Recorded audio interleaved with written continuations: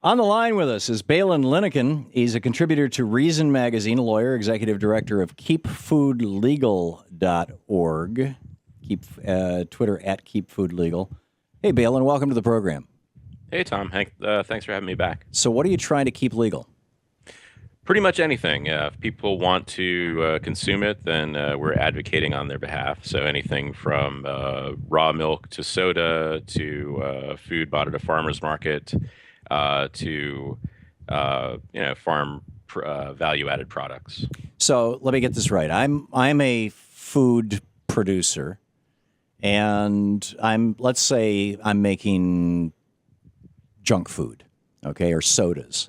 Sure. And I do not pay the cost of the obesity associated with people consuming my product. I don't pay for their health insurance. I don't pay for the cost of they're dealing with strokes or heart attacks or diabetes. Why do you think that these welfare queens in the food industry should continue to get this enormous subsidy from we the people? Well, I don't believe in subsidies, and I don't believe in food welfare. Do you know what an externality is? I'm not an economist, but I do understand there are negative and positive externalities. So my argument would be, first of all, that junk food is not necessarily the sole contributor to obesity, and I'm not an expert on what causes or doesn't cause obesity. But lots of different things go into it. It's a sort of multifaceted. But you don't want problem. communities to be able to regulate the food in their environment, in their community ecosystem, as it were. You don't want them to be able to say, we want this kind of food in our schools and not that kind of food because it's better for our kids. You're really only concerned about the profits of the food manufacturers, right? No, actually, I think that when it comes to schools, that's a different issue. But I think that, you talked about welfare and subsidies. A lot of the problems that we have, I think you might agree, are caused by things like subsidies for corn farmers who produce, corn that's turned into high fructose No, corn I would syrup. say that's not one of our problems. I say that's a symptom of one of our problems, which is that we've got billionaires, like the ones who founded and funded the Reason Foundation. We got billionaires basically controlling our economy. And they're doing it to the detriment of average working Americans. They're doing it to the detriment of the health of our society. And they're getting massively richer every day. So you wouldn't end the subsidies, I guess, or I would end the ability of the Koch brothers and other billionaires like them to buy politicians. I would end the idea that we live in a constitutional monarchy and these 9 or 5 of the 9 justices on the Supreme Court can actually make law. I would end those things, and with them would go the subsidies for high fructose corn syrup, for example. But the problem is the billionaires, Balin. It's not, what you're describing are symptoms of that problem. all right, I don't exactly see it that way, and I think. Well, how do that, you see it? I mean, Where do those subsidies come from? They just magically appear? they come from Congress. Okay, and Congress did they're that assigned because to they just got a burr under their tail one day. And somebody in Congress woke up and said, "Hey, let's throw a couple $100 million at Archer's, Daniel Midland, and Cargill." I think I would end subsidies just as you would, but I don't know that attacking the Supreme Court is the way to do that. I actually believe that the Supreme Court has a role to play in this country. Why? I don't disagree. The role is outlined in the Constitution. They're the final court of appeals. But the Constitution also, Article 3, Section 2, explicitly says that the Supreme Court shall operate under exceptions defined by Congress and shall be regulated by Congress. And this court has refused to do either. They're way outside the law of the United States. But again, the question, if you want to, quote, keep food legal, if you want to keep food basically unregulated by we the people, and you still want billionaires like the Koch brothers to be able to buy politicians or food billionaires, the McDonald's and whatnot, how do you get to where there's any sort of accountability? How in your mind do we stop this welfare cycle of these food producers, McDonald's selling us all kinds of food and not having to pay for the heart attacks that come from it? How do we do that? I mean, how many heart attacks last year did Big Macs cause? If you can put a number on it, I'm then I'd guessing be it's surprised. quantifiable. I'm not the guy who can quantify it, but if it's even one and McDonald's doesn't pay for it, it's wrong. I mean, there are lots of different products, some of which are made by very small producers, which may or may not cause heart attacks. And again, I'm not a scientist, but I think we both are in the dark about whether a particular food or a particular food product caused some sort of illness in a particular person. And I'm not in the dark about it.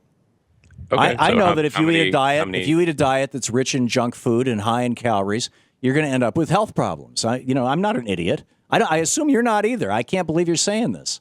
Yeah, I'm not a scientist. That's what Sam Brownback says about whether he should stop subsidies to the oil industry because the Koch brothers live in Kansas. You've referred to the Koch brothers now at least twice, and I Yeah. don't know them. I've never met them. They may or may not be very nice people, and I don't know Sam Brownback. Yeah. You asked me to come on to talk about an article on Minneapolis regulation of food, and you're talking about the Right. Koch brothers. Why is that? Because they're on my mind. Graham Nash was on Morning Joe this morning and had this to say about the Koch brothers. It's appalling how many climate change deniers there are in this world that are paid to make sure that the Koch brothers can still sell all the stuff to us. And I often wonder, don't the Koch brothers have children? Don't they have grandchildren? Don't they know what they're doing in this quest for more money? They're already one of the richest families in the world. How much more do you need? I mean, seriously. And I would say that while climate change is an externality of burning fossil fuels, that obesity, heart disease, cancer, fill in the blank, diabetes are externalities of people consuming food that is less than healthy. And I don't understand why you don't want communities to be able to regulate that, just like I don't understand why anybody would want the Koch brothers to get richer denying climate change. Well, let's talk about my article. It's an article on Minneapolis and their micromanagement of their food supply. Yep. And so specifically, Minneapolis is trying to get people to eat healthier by essentially compelling everything from gas stations to convenience stores to provide healthier food to people, and that includes selling cilantro at the gas station and things like that.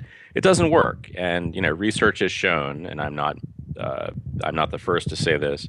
Research has shown that simply filling up stores with healthier food is not the right answer. It doesn't make people eat healthier food, and it actually disadvantages the convenience stores, the small businesses, which I don't think are owned by the Koch brothers. Okay, let's take an economic approach to this, Balin. If the externalities associated with the cheaper foods, the junk foods, if those externalities were paid for by the food manufacturers, so the costs of the cancers and heart disease and whatnot got attached to the products, then suddenly your ding-dongs would cost more than a fresh apple.